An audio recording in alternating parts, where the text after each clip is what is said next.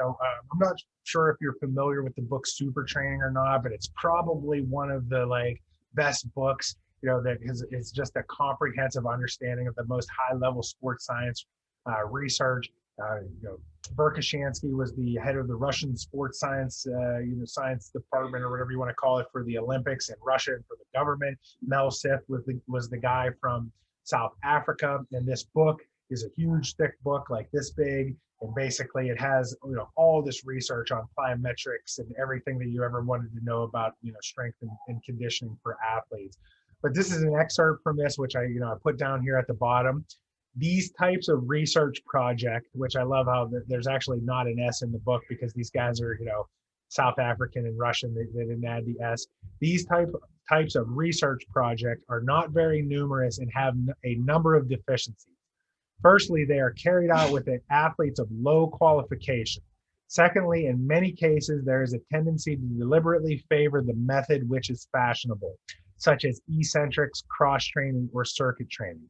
Therefore, to speak of anything definitive in terms of effectiveness of any regime or combination of regimes is premature. One can only closely examine the state of this problem and draw preliminary conclusions.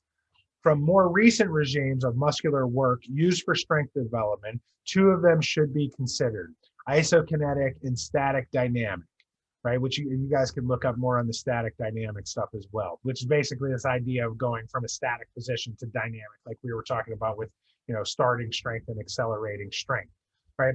So number one out of here, you take away and you go, okay, well, right, this is an evaluation-based protocol idea, right? We are going to examine the state of this problem and draw some preliminary conclusions, right?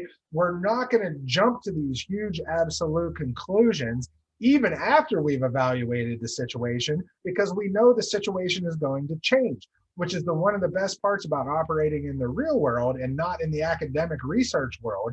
And that's one of the biggest things you have to overcome when you're going through, the process of becoming a practitioner in this field, right? Is that when you read the research from the scientists, it doesn't always have this real practical, application, right?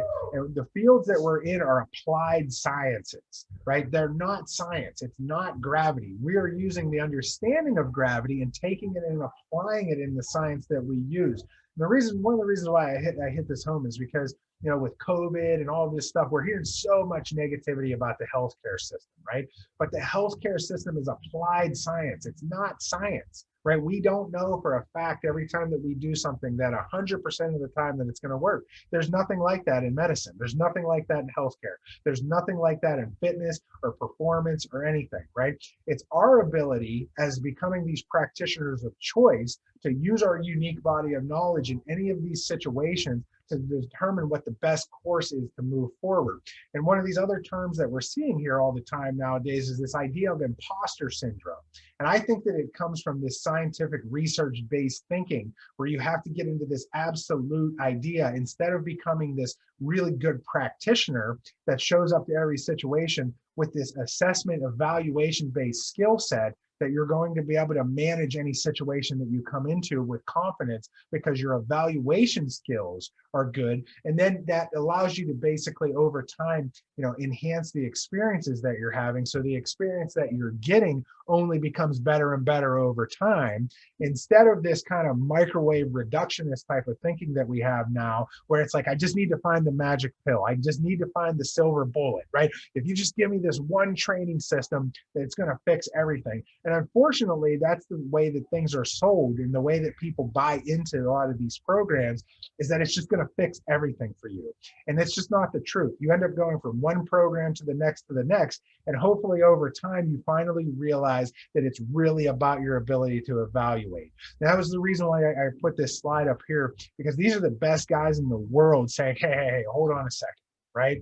There's nothing to speak of that's definitive in terms of effectiveness of any regime or combination of regimes. And if you're doing this, you're acting in a premature manner, which I just thought that this was awesome and wanted you guys to get exposure to that. So I'm going to end there for the night. Heather, I hope I came through and did a good job for, the first time here tonight. Yeah, you did. I'm interested here in the future to, I don't want to get into it right now because I know it's going to take way too long, but I'm fine. I have time if you want me to answer any questions. These guys usually stick around for a little while anyway. So, well, we're in real deep on our like patient reported outcome measures, and that goes into your evaluation based protocol.